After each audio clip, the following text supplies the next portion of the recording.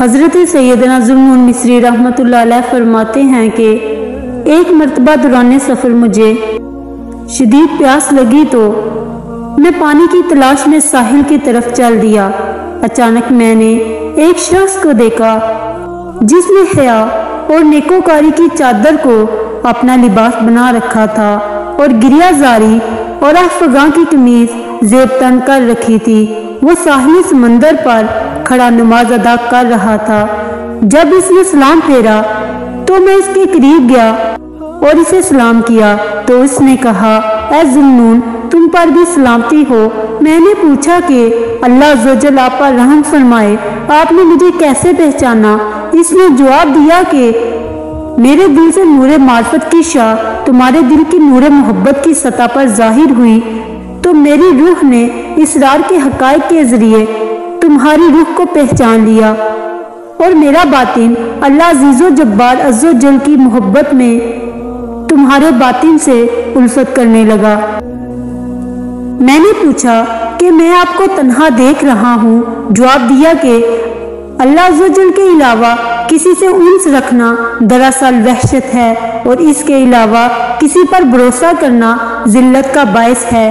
میں نے پوچھا کہ آپ موجوں کی سوگیانی اور تلاطم کو نہیں دیکھتے؟ فرمایا، کیا تمہاری پیاس اس سے زیادہ نہیں؟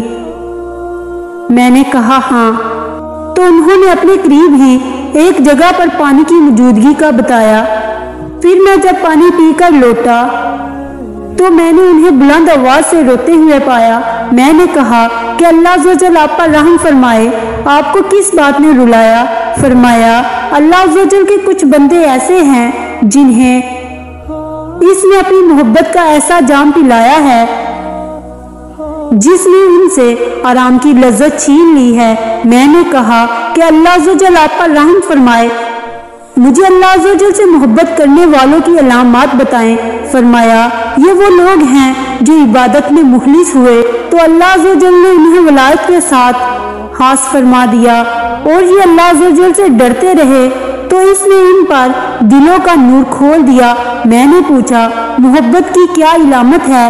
فرمایا، اللہ عز و جل سے محبت کرنے والا حیرت کو قرار آنے تک غم کے سمندر میں غرق رہتا ہے۔ میں نے پوچھا کہ معرفت کی کیا علامت ہے؟ فرمایا، اللہ عز و جل کا عارف معرفت کی موجودگی میں اپنی زبان سے جنت کا طلبگار نہیں ہوتا اور نہ ہی جہنم سے پناہ مانگتا ہے۔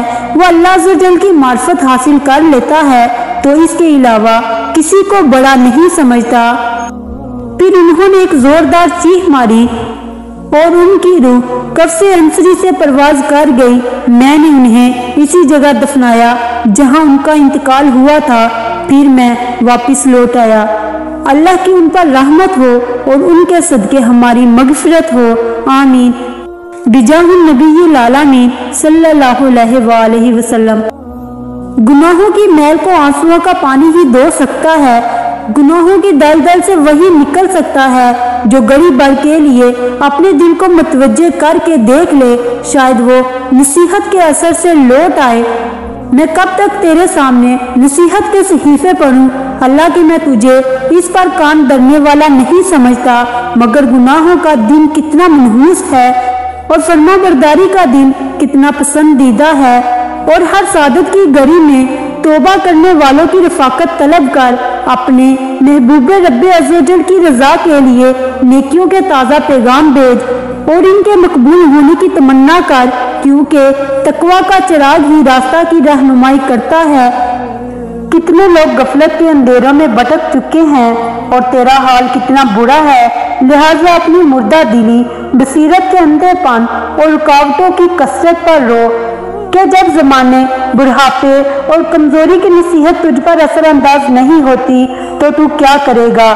میرے پیارے اسلامی بہن بھائیوں، اللہ عز و جل کی قسم، کم از کم توبہ کر لو اور حساب کے دن سے پہلے ہی خود کو سیدھے راستے پر لے آؤ۔